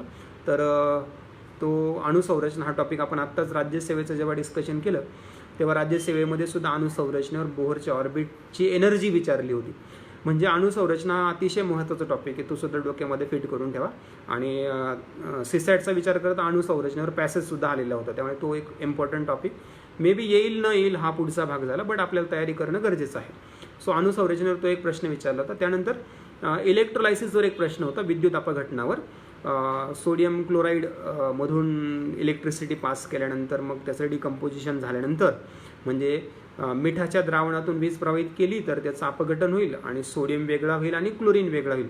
तर मग त्याचं डिपॉझिशनचं प्रमाण किती असेल, कुठे ॲनोडवर आणि कॅथोडवर, असला एक प्रश्न मागच्या कंबाईनला आयोगाने विचारला होता. सो तो इलेक्ट्रोलायसिस हा टॉपिकसुद्धा महत्त्वाचा आहे, त्यावरही अधूनमधून प्रश्न येत असतात. सो इलेक्ट्रोलायसिस, विद्युत अपघटन, जो की रासायनिक अभिक्रियेचा एक प्रकार आहे, त्याच्या काही कन्सेप्ट फिजिक्समध्ये येतात, काही कन्सेप्ट केमिस्ट्रीमध्ये येतात.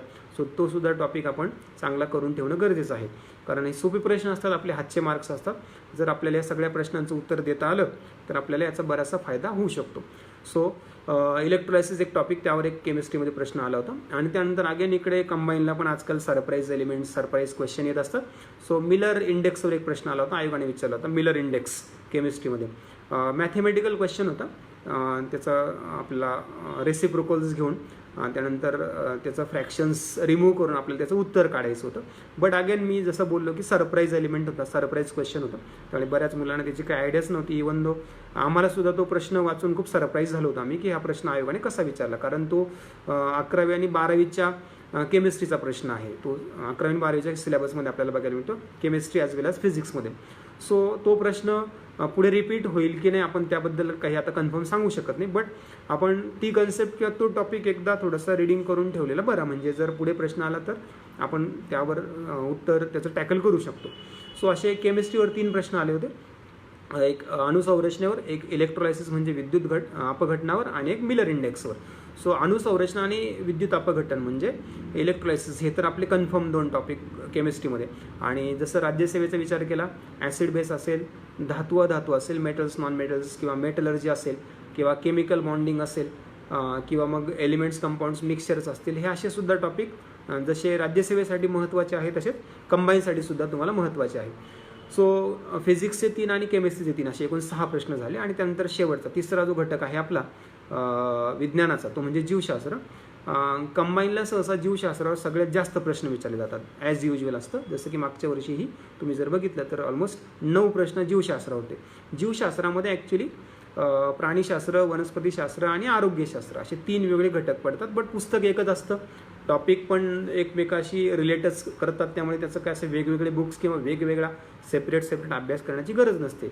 एकाच पुस्तकातून सगळं आपलं कव्हर होत असतं. सो जीवशास्त्रावर जे 9 प्रश्न आले होते त्याचं थोडक्यात आपण आता इकडे विश्लेषण घेणार आहोत.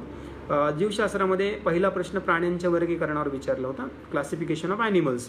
सो क्लासिफिकेशन हा कंबाईनसाठी अतिशय महत्त्वाचा टॉपिक आहे. मग ते प्लॅन्टचं क्लासिफिकेशन असो, ॲनिमल्सचं असो, कंबाईनची तयारी करणाऱ्या विद्यार्थ्यांनी स्पेशली क्लासिफिकेशन वर्गीकरण हा टॉपिक चुकूनही स्किप करायचा नाही.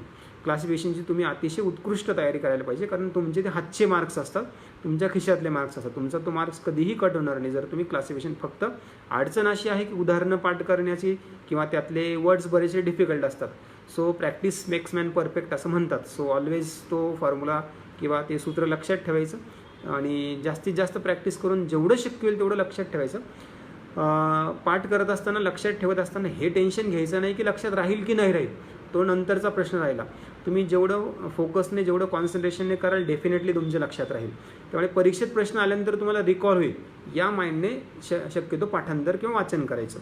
सो तो एक प्रश्न आला होता. त्यानंतर रिप्रोडक्शनवर, ॲनिमल्सच्या रिप्रोडक्शनवर एक प्रश्न आला होता. मोस्टली सूक्ष्मजीवांच्या प्रजनन, असेक्शुअल रिप्रोडक्शन, अमिबा मध्ये प्रजनन होत असताना त्याला किती न्यूक्लियसची किंवा किती पेशींची गरज असते. आता आपल्या सगळ्यांना माहिती आहे आणि अमिबा जो आहे तो युनिसेल्युलर ॲनिमल आहे, एक पेशी प्राणी आहे. सो ऑफकोर्स त्याला प्रजननासाठी एकाच पेशीची गरज असणार, कारण तो एक पेशी आहे. अतिशय सिंपल फॅक्च्युअल प्रश्न होता, सगळ्यांना त्याचं उत्तर आलं असणार आहे. ऑलमोस्ट मागच्या वर्षी परीक्षा दिलेल्या मुलांना त्याचं पर्याय जो आहे तो एकच पेशी होता. तो एक प्रश्न प्रजनन आला होता. प्रजननसुद्धा महत्त्वाचं टॉपिक आहे. रिप्रोडक्शनवर सुद्धा फ्रिक्वेंटली प्रश्न विचारले जातात. जसं वर्गीकरणावर येतात तसे रिप्रोडक्शनवर सुद्धा प्रश्न विचारले जातात. त्यानंतर तिसरा एक महत्त्वाचा टॉपिक आहे, पेशींवर प्रश्न विचारला होता. हा पण थोडासा सरप्राईज एलिमेंट म्हणूनच प्रश्न आहे असं आपण म्हणायला हरकत नाही, कारण मागच्या वेळेस सुद्धा एकदा विचारलं होतं एक प्रश्न आयोगाने असाच पेशींवर. आताही विचारला, कुफर्स नावाच्या पेशी शरीरात कुठे सापडतात, कुफर्स सेल्स नाव होतं त्याचं. कुफर्स पेशी कुठे आढळतात, तर त्या पेशी आपल्या शरीरामध्ये यकृतामध्ये म्हणजे आपल्या लिव्हरमध्ये आढळतात, जो की आपल्या शरीरात जेवढ्या काही ग्रंथी आहेत त्या सगळ्या ग्रंथींमधली एक लार्जेस्ट ग्लँड, सर्वात मोठी ग्रंथी म्हणून ओळखली जाते. तर त्या कुफर्स सेल्स तिकडे आपल्या लिव्हरमध्ये सापडतात. तो एक प्रश्न आयोगाने यावेळी विचारला होता आपल्याला. त्यानंतर 2 प्रश्न आपले रोग आणि उपचाराशी संबंधित होते, म्हणजे डिसीज आणि त्यावरचे ट्रीटमेंट सिस्टीम आहे त्याशी संबंधित होते आणि जनरल होते. त्यामुळे ते ऑलमोस्ट सगळ्यांना त्याचं उत्तर येऊ शकतं अशा प्रकारचे ते प्रश्न होते. एक डॉट्स जी ट्रीटमेंट आहे मोस्टली क्षयरोगाशी म्हणजे TBशी संबंधित आहे. Directly observe treatment short course ज्याला आपण म्हणतो, डॉट्स ही कशाशी संबंधित आहे किंवा समथिंग लाईक दॅट, अशा प्रकारचा एक प्रश्न आयोगाने विचारला होता उपचाराशी संबंधित. आणि आणखी एक जनरल प्रश्न होता उपचाराशी संबंधित, जनरल सामान्य ज्ञानाशी संबंधित. सो तो एक प्रश्न म्हणजे असे रोग आणि उपचारावर 2 प्रश्न कंबाईनला विचारले होते. त्यानंतर एक प्रश्न वनस्पतींच्या पोषणावर होता, प्लॅन्टच्या न्यूट्रिशनवर होता. बघा थोडंसं तिथे असं एलिमेंट्स दिले होते आणि त्या एलिमेंट्सचे जे आहेत रोल काय काय आहेत ते तिकडे विचारलं होतं. कुठलं एलिमेंट्स काय काय रोल प्ले करतो त्या एलिमेंट्सच्या बाबतीमध्ये हा प्रश्न आयोगाने जनरली विचारला होता. सो ते सगळे एलिमेंट्सचे जे पेअर्स दिले होत्या त्या सगळ्या पेअर्स आणि कुठला घटक त्यातला इनकरेक्ट आहे हे विचारलं होतं. त्याचं ऑप्शन सल्फरचं जे तिथे पर्याय दिला होता सल्फरच्या समोर, त्या सल्फरच्या समोरचा दिलेला पर्याय जो आहे तो इनकरेक्ट होता आणि बाकी जे फॉस्फरस किंवा मॅग्नेशियम, नायट्रोजन हे जे होते यांच्या समोरचे कंटेंट अगदी करेक्ट होते. त्या कंटेंटच्या समोर दिलेली सगळी माहिती करेक्ट होती आणि सल्फरच्या समोर दिलेली माहिती जे की ते न्यूक्लिक ॲसिडचा पार्ट आहे ते की इनकरेक्ट होतं. हा एक प्रश्न आयोगाने विचारला होता प्लॅन्ट्स न्यूट्रिशनच्या बाबतीमध्ये, वनस्पतींच्या पोषणांच्या बाबतीमध्ये. आणि त्यानंतर एक शेवटचा प्रश्न, न्यूरॉन्सच्या बाबतीमध्ये, नर्व्ह सेलच्या बाबतीमध्ये आयोगाने विचारलं होतं. नर्व्ह सेल चेतापेशी ज्या आहेत, आपल्या चेतापेशींमध्ये 2 चेतापेशींमध्ये जो गॅप असतो, अंतर जे असतं त्यातलं, ज्याला सिनॅप्स म्हणतो आपण, त्याला संपर्क स्थान म्हणतात मराठीमध्ये, तिकडे काही केमिकल्स रिलीज होतात जे की तो गॅप भरतात आणि मग ते आपल्या चेतापेशींमधून संदेशवहनांचं काम करतात, संदेशवहन करण्यासाठी मदत करतात. त्यांना आपण न्यूरो ट्रान्समिटर्स म्हणतो. चेता संदेशवाहके किंवा चेतापेशी संदेशवाहक असं आपण त्यांना म्हणतो. सो हे चेता संदेशवाहकांमध्ये जे केमिकल असतात ते काही नॅचरल असतात आणि काही केमिकल म्हणजे रासायनिक असतात. तर प्रश्न आयोगाने विचारला होता की यातले कुठले नैसर्गिक आहेत किंवा कुठले रासायनिक आहेत. तर रासायनिक केमिकल्स त्यातले लायसिन आणि हिस्टॅमाइन असं त्याचं उत्तर होतं. आणि बाकीचे जे होते ॲसिटिल कोलाइन वगैरे हे सगळे नॅचरल आहेत आणि लायसिन आणि हिस्टॅमाइन जे आहे ते केमिकल म्हणजे रासायनिक आहेत, म्हणजे ते काही केमिकल प्रोसेस थ्रू आपल्या शरीरामध्ये तयार होतात. असा तो एक प्रश्न आयोगाने विचारला होता. सो बायोलॉजीमध्ये एकूण 9 प्रश्न विचारले होते. घटक मी पुन्हा थोडेसे रिपीट करतो. वर्गीकरण, प्राण्यांचं वर्गीकरण, क्लासिफिकेशन ऑफ ॲनिमल्स, त्यानंतर प्राण्यांचं प्रजनन, त्यानंतर पेशींवर एक प्रश्न आला होता, त्यानंतर रोग आणि उपचारावर 2 प्रश्न आले होते, वनस्पतींच्या पोषणावर एक प्रश्न आला होता, सूक्ष्मजीवांवर एक प्रश्न आला होता, त्यानंतर चेतापेशींवर एक प्रश्न आला होता, सूक्ष्मजीवांचा एक प्रश्न आपला मध्यंतरी राहून गेला, मायक्रो ऑर्गॅनिझम्सवर एक प्रश्न आयोगाने विचारला होता. मायक्रो ऑर्गॅनिझम सूक्ष्मजीवांवर प्रश्न असा विचारला होता, बॅक्टेरिया जे असतात सूक्ष्मजीव चा एक महत्त्वाचा प्रकार, त्या बॅक्टेरियामध्ये नायट्रोजन फिक्सिंग करणारे काही बॅक्टेरिया असतात, म्हणजे नायट्रोजनचं स्थिरीकरण करणारे. तर त्या स्थिरीकरण करणाऱ्या जीवाणूंवर एक प्रश्न आयोगाने विचारला होता, थोडासा कन्फ्युजिंग, ज्याला आपण गुगली टाईप प्रश्न म्हणू, कारण बऱ्याच मुलांनी तो येत असून सुद्धा चुकवला तो प्रश्न, की खालीलपैकी कोणता जीवाणू किंवा कोणता सूक्ष्मजीव असहजीवी म्हणजे त्याला आपण असिम्बायोटिक म्हणतो, असिम्बायोटिक आहे असा प्रश्न विचारला. आणि मुलांच्या डोक्यामध्ये सिम्बायोटिक हा शब्द, सहजीवी शब्द फिट बसून गेलाय, त्यामुळे सिम्बायोटिक बॅक्टेरिया म्हटलं की सगळे मुलं लगेच एका सुरात उत्तर देतात रायझोबियम. तर मुलांनी तोच प्रश्न थोडासा मिसरीड केला, चुकीचा वाचला आणि रायझोबियम ऑप्शन टिक केलं. पण आयोगाने प्रश्न विचारला होता की असिम्बायोटिक कुठला आहे, आणि असिम्बायोटिकचं उत्तर होतं ॲझोबॅक्टर किंवा ॲझोटोबॅक्टर, जे की पहिलाच पर्याय होता त्याचा. त्यामुळे बऱ्याच मुलांना तो प्रश्न कन्फ्यूज झाला. तर सूक्ष्मजीवांवर सुद्धा एक प्रश्न विचारला गेला होता किंवा नायट्रोजन फिक्सेशन प्रोसेसवर एक प्रश्न विचारला गेला होता, तो एक प्रश्न. असे एकूण 9 प्रश्न बायोलॉजी किंवा जीवशास्त्रावर आयोगाने विचारले होते. सो हे झाले कंबाईनला विचारले गेलेले 15 प्रश्न, ज्यापैकी 9 प्रश्न जीवशास्त्रावर, 3 प्रश्न फिजिक्सवर आणि 3 प्रश्न केमिस्ट्रीवर विचारले गेले होते. असे 15 प्रश्न. कंबाईनसाठी आपल्याला 15च प्रश्न निश्चित असतात. फक्त राज्यसेवेसाठी मात्र त्या प्रश्नांची संख्या 20, 21, 22, 25, अगदी 2012-13चा विचार केला तर 31, 32, 33 पर्यंत सुद्धा गेलेले आहे. त्यामुळे जनरल सायन्स, सामान्य विज्ञान हा जो विषय आहे, राज्यसेवा आणि कंबाईन दोन्ही पण, गट ब आणि गट क अशा दोन्ही परीक्षांसाठी अतिशय महत्त्वाचा आहे. दोन्ही परीक्षांमध्ये या विषयावर बरेचसे प्रश्न विचारले जातात, त्यामुळे या विषयाला तुम्ही स्किप करता कामा नये. आणि राहिला प्रश्न तयारीचा, तर तयारीसाठी काय करायचं काय नाही करायचं या सगळ्या गोष्टींचं मार्गदर्शन करण्यासाठी मी आणि आणखी बरेचसे या विषयातले तज्ज्ञ मार्गदर्शक उपलब्ध आहेत. त्यांचं तुम्ही वेळोवेळी मार्गदर्शन घेऊ शकतात किंवा जे सिनियर्स आहेत तयारी करणाऱ्यावेळी त्यांचंही मार्गदर्शन घेऊ शकता. राहिला प्रश्न संदर्भ ग्रंथांचा, पुस्तके कुठले वाचावीत कुठले नाहीत, आपण त्याबद्दल थोडीशी आता चर्चा करणार आहोत आणि मग आपण आपल्या शेवटच्या टप्प्यामध्ये म्हणजे आपल्या सेशनच्या कन्क्लुजनकडे येणार आहोत. सो पुस्तकांचा प्रश्न आपण सॉल्व्ह करूयात. पहिल्यांदा जनरल सायन्ससाठी, सामान्य विज्ञानासाठी तुम्हाला सगळ्यांना माहिती आहे ऑलरेडी आपलं पुस्तक महाराष्ट्रभर फेमस झालं आहे. ऑलमोस्ट बरेचसे मुलं आपल्या पुस्तकाला पहिला प्रेफरन्स देतात, बरेचसे मुलं पुस्तक वाचतात, वापरतात आणि त्यांच्या पसंतीला उतरण्याचं कारण असं आहे की पुस्तकात दिलेला डेटा जो की इतर कुठल्याही रेफरन्स बुकच्या कम्पॅरिझनमध्ये खूप जास्त आहे. सो कॉम्पिटेटिव्ह सायन्स नावाचं जे आपलं पुस्तक आहे त्याची सध्या 8वी आवृत्ती चालू आहे बघा. त्या 8व्या आवृत्तीमध्ये बरंचसं अपडेशन आहे. 11वी 12वी जे आहे आपलं केमिस्ट्री, फिजिक्स आणि बायो ते बरंचसं अपडेट केलं आहे. त्या पुस्तकाचा तुम्ही जरूर वापर करावा, ते पुस्तक एकदा रेफर करावं.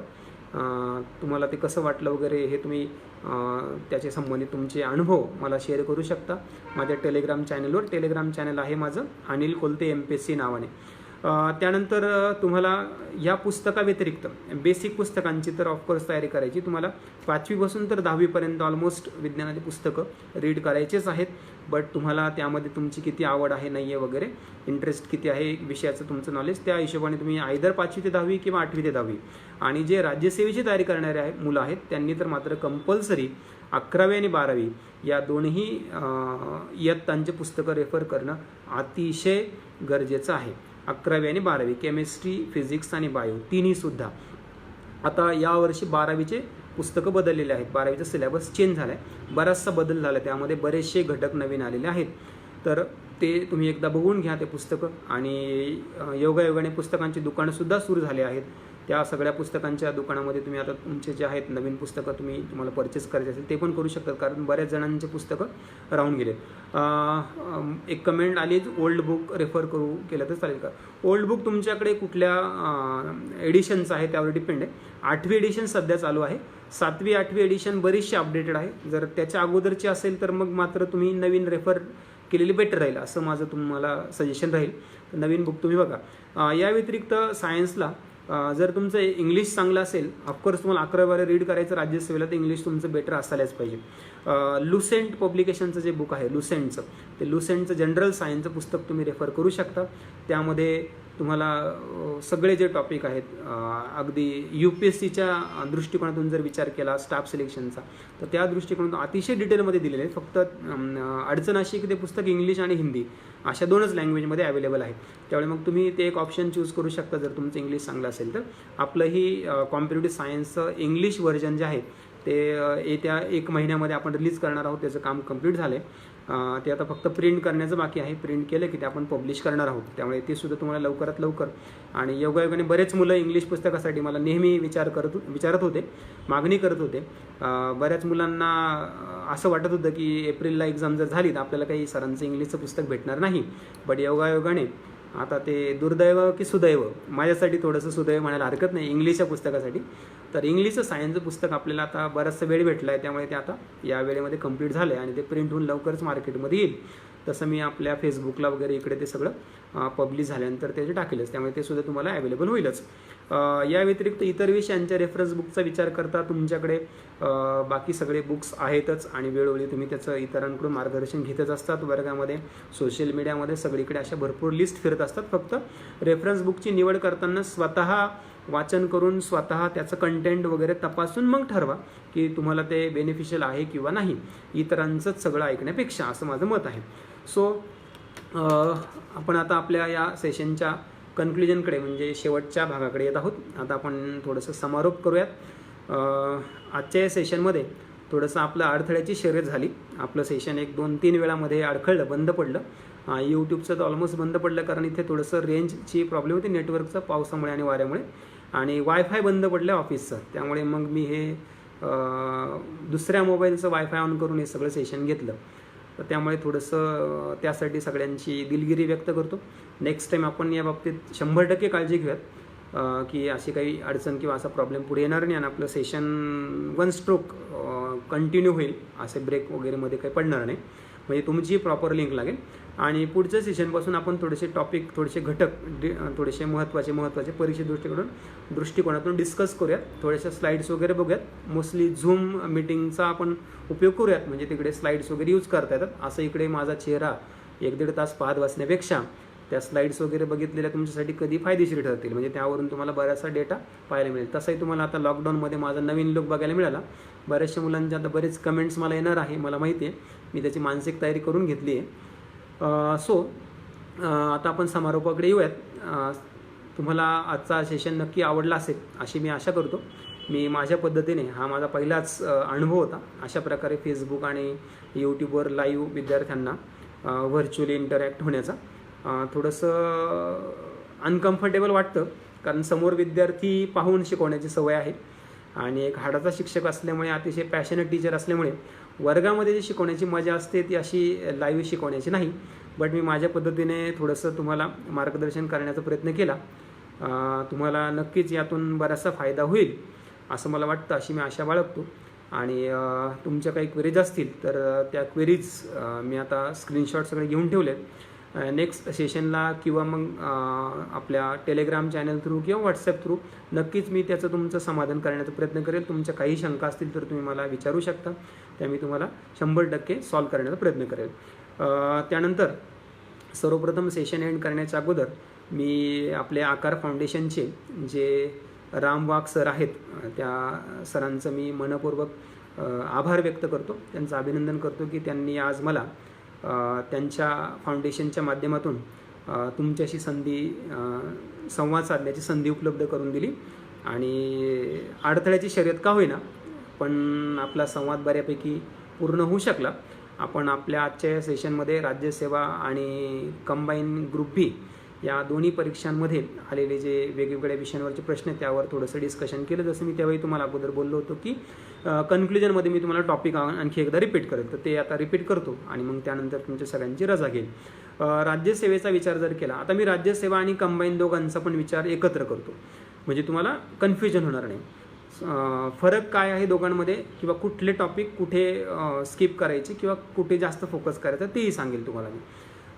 राज्यसेवेचा आणि कंबाईनचा दोघांचा विचार करता तर फिजिक्समध्ये आपण पहिल्यांदा जाऊयात. फिजिक्समध्ये पहिला टॉपिक सगळ्यांनी लिहून घेतलं तर बेटर होईल. लाईट, प्रकाश हा टॉपिक सगळ्यात पहिल्यांदा त्याची चांगली तयारी करायची. प्रकाशाच्या सगळ्या ज्या बेसिक कन्सेप्ट आहेत, सगळ्या संकल्पना तुम्ही मागचे क्वेश्चन रेफर करू शकता म्हणजे तुम्हाला थोडीशी आयडिया येईल. त्यानंतर मिरर्स आणि लेन्सेस, आरसे आणि भिंग नावाचा जो टॉपिक आहे तो सुद्धा चांगला करून ठेवायचा, कारण त्या टॉपिकशी संबंधित बरेचसे प्रश्न विचारले जातात. मोस्टली डोळा आणि दृष्टीदोष ज्याला आपण म्हणतो तो घटक चांगला करून ठेवायचा. आणि जर समजा न्यूमरिकल्स आले, समजा मिरर फॉर्म्युला असेल, लेन्स फॉर्म्युला असेल किंवा मग पॉवर ऑफ लेन्स असेल, भिंगांक किंवा भिंगाची शक्ती, तर तो एक घटक चांगला करून ठेवायचा. त्यानंतर दुसरा महत्त्वाचा टॉपिक आहे आपला इलेक्ट्रिसिटी, करंट इलेक्ट्रिसिटी ज्याला आपण म्हणतो, विद्युतधारा, तो सुद्धा खूप महत्त्वाचा टॉपिक आहे. त्यावरही कन्सिस्टंटली प्रश्न विचारले जातात. ओम्स लॉ असेल किंवा मग पोटेन्शियल डिफरन्स असेल, सेमी कंडक्टर प्रश्न येऊन गेला होता पाठीमागे, सो ते सुद्धा घटक तुम्हाला चांगल्या प्रकारे करून ठेवायचा इलेक्ट्रिसिटी नाव. त्यानंतर तिसरा महत्त्वाचा टॉपिक आहे फिजिक्सचा साऊंड म्हणजे ध्वनी ज्याला आपण म्हणतो, यावरही फ्रिक्वेंटली प्रश्न विचारले जातात.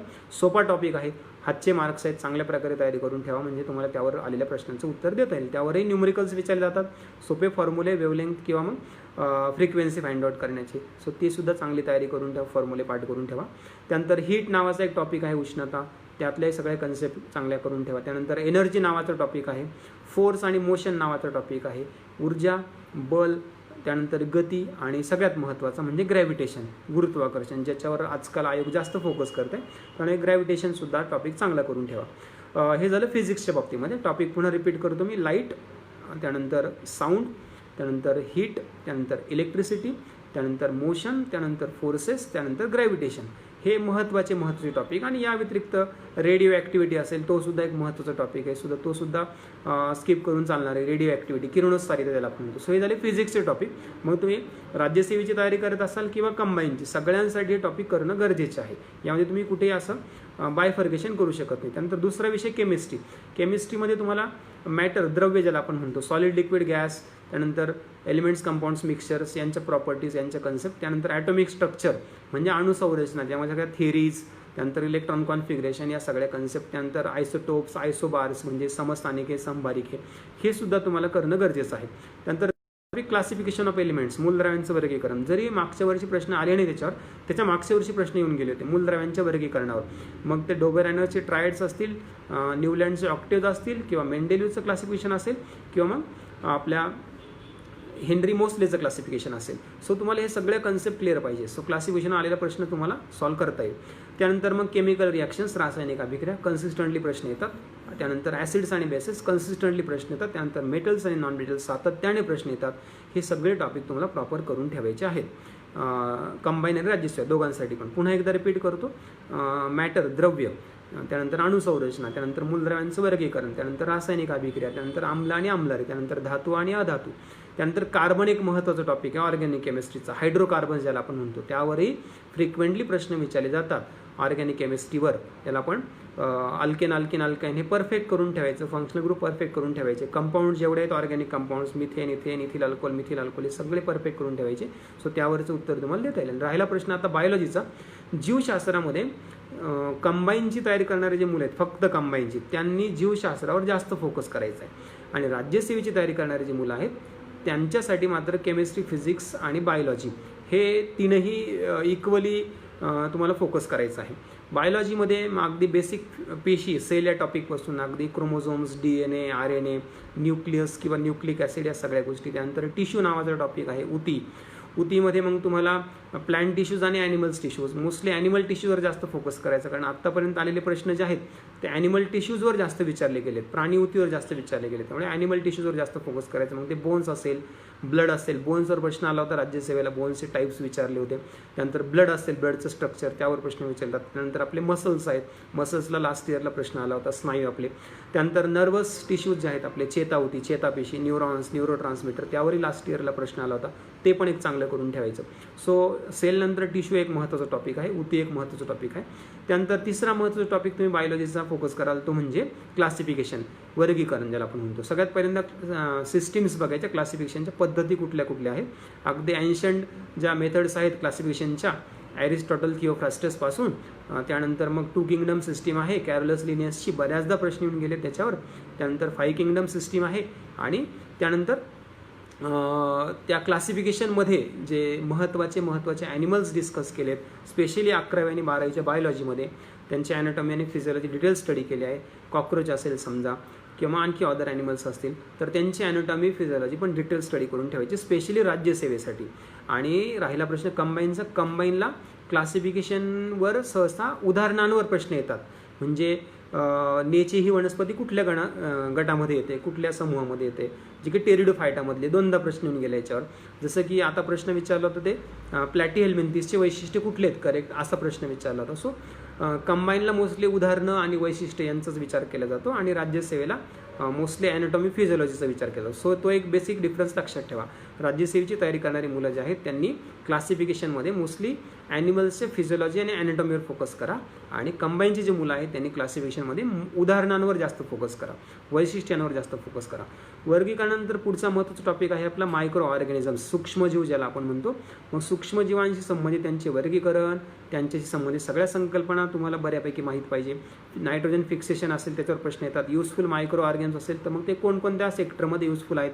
जसं की सगळ्यात महत्त्वाचं सेक्टर म्हणजे जेनेटिक इंजिनिअरिंग. जेनेटिक इंजिनिअरिंगमध्ये सुद्धा बऱ्याच वेळा प्रश्न विचारतात. आता राज्यसेवेला प्रश्न विचारतात गोल्डन राईस, जे की विटॅमिन एचा चांगला रिसोर्स आहे, तो प्रश्न आता राज्यसेवेला येऊन गेला. तो सुद्धा टॉपिक तुम्हाला चांगला फोकस करायचा आहे. उपयुक्त आणि उपद्रवी सूक्ष्मजीव असं म्हणूयात आपण त्याला, युजफुल आणि हार्मफुल मायक्रो ऑर्गॅनिझम्स. त्यानंतर मग अनुवांशिकता नावाचा जो टॉपिक आहे, हेरिडिटी ज्याला आपण म्हणतो, तो एक टॉपिक तुम्हाला चांगल्या प्रकारे करायचा आहे. दोन्ही याच्यासाठी मोस्टली राज्यसेवेसाठी अनुवांशिकता टॉपिक खूपच महत्त्वाचा आहे, कारण त्यावर 2018-17ला प्रश्न आले होते. त्यानंतर मग पोषण नावाचा एक टॉपिक आहे, न्यूट्रिशन ज्याला आपण म्हणतो, ज्याच्यामध्ये न्यूट्रियंट्स डिस्कस केले जातात, आपले carbohydrates, proteins, fats, vitamins, minerals.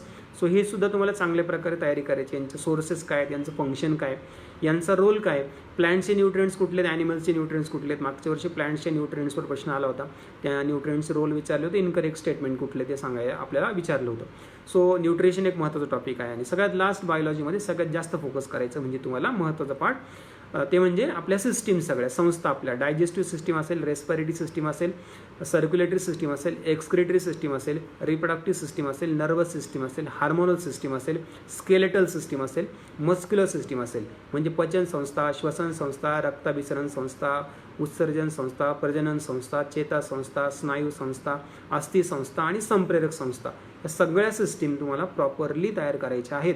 यांची तयारी चांगली करायची. दोन्हीही परीक्षांसाठी महत्त्वाच्या आहेत सिस्टीम, राज्यसेवा पण आणि कंबाईन पण. आणि त्यानंतर डिसीज आणि डिसऑर्डर, रोग आणि उपचार यांच्यावर सुद्धा प्रश्न विचारले जातात. आणि एक घटक आणखी विसरायचा नाही, तो म्हणजे करंटमध्ये जे घडलेल्या काही घटना असतील, समजा की आता कोरोना, आता या परीक्षांना येणार नाही कोरोना, कारण पेपर आपले ऑलरेडी तयार झालेले आहेत. लक्षात ठेवा, सध्याच्या सिच्युएशनमध्ये जे चालू आहे त्याच्यावर करंटला तुम्हाला तिकडे प्रश्न येण्याची शक्यता फार कमी आहे, कारण पेपर ऑलरेडी तयार आहेत. इथून पुढे ज्या नवीन जाहिराती येतील त्या नवीन जाहिरातीमध्ये कोरोनावर प्रश्न असणार आहे. त्यामुळे सध्या कोरोना किंवा त्याशी संबंधित काही प्रश्न येतील अशी काही भीती मनामध्ये आणू नका, असं मला तरी वाटतंय. मे बी जर काही झाले चेंजेस तर इन फ्युचर सांगता येत नाही, बट एक मी माझा जनरल अंदाज तुम्हाला सांगतोय की कोरोनावर प्रश्न येण्याची शक्यता फार कमी आहे. सो हे झाले आपले वेगवेगळे घटक. मी तुम्हाला आता केमिस्ट्री, फिजिक्स, बायो तिन्ही याच्यामधले सुद्धा महत्त्वाचे टॉपिक सांगितले आहेत. या टॉपिकवर जास्तीत जास्त फोकस करा, चांगला अभ्यास करा. काही अडचणी असतील तर विचारा, शक्य तेवढं मी तुमचं समाधान करण्याचा, त्यावर सोल्युशन देण्याचा प्रयत्न करत जाईल. जेव्हा जेव्हा मला वेळ भेटेल तेव्हा नक्कीच मी तुम्हाला अशा प्रकारे मार्गदर्शन करण्यासाठी सुद्धा उपलब्ध होईल. राहिला प्रश्न आपल्या क्लासेसचा, जसं मी अगोदरही बोललो आहे, गव्हर्नमेंटचे इन्स्ट्रक्शन्स आपण बघितले.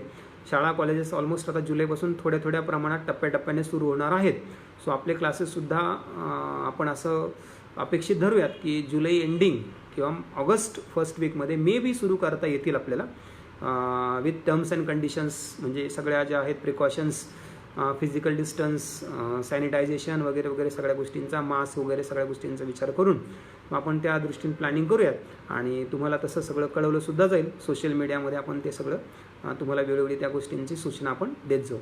सो लास्टली आता मी तुमच्या सगळ्यांचे पुन्हा एकदा मनापासून आभार व्यक्त करतो, धन्यवाद देतो. आणि सगळ्यात महत्त्वाचं म्हणजे आमचे मित्र राम वाघ सर, आकार फाउंडेशनचे संचालक, यांचे मी मनापासून धन्यवाद व्यक्त करतो, ज्यांनी मला आज त्यांच्या माध्यमातून तुमच्याशी संवाद साधण्याची संधी उपलब्ध करून दिली. मे बी आपलं सेशन खूप लांबलं आहे असं वाटतं आहे मला, बट ते मध्ये ब्रेक झाल्यामुळे आपल्याला असं करावं लागलं, बट हरकत नाही. असो, नेक्स्ट टाईम आपण यापेक्षाही चांगलं सेशन, यापेक्षाही बेटर घेण्याचा प्रयत्न करूयात. नेक्स्ट टाईम बेटर म्हणजे हे वाईट झाले असा अर्थ नाही आहे. मला असं वाटतं हे सेशन बऱ्यापैकी तुमच्यासाठी खूप युजफुल झाले जर तुम्ही प्रॉपरली ऐकलं असेल. बऱ्याचशा गोष्टी मी ज्या सांगितल्या त्या लिहून घेतल्या असतील किंवा रेकॉर्ड करून घेतल्या असतील तर डेफिनेटली तुमचे बरेचसे प्रश्न यातून सॉल्व्ह होतील. सो आता आपण आपलं सेशन इकडे एंड करूयात. तुमच्या सगळ्यांचे खूप खूप धन्यवाद. पुन्हा लवकरच भेटूयात. धन्यवाद.